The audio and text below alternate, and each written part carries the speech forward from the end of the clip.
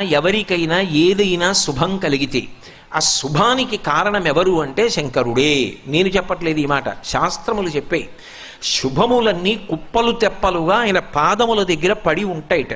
ఆయన అనుగ్రహించాడు అనుకోండి, ఓసారి ఇలా అంటాడు అంటే అది ఎగిరి వెళ్ళి ఇంటికి తోరణంగా పట్టుకుంటాడు. అందుకే ఒక గడుసు కవి ఒక మాట అన్నాడు, నేను ఓ పువ్వు పట్టుకొచ్చి మీ పాదాల మీద వేశాను అనుకోండి, నేను వేసినది ఇది పువ్వు, మీ పాదముల మీద ఉన్నది ఇది పువ్వు.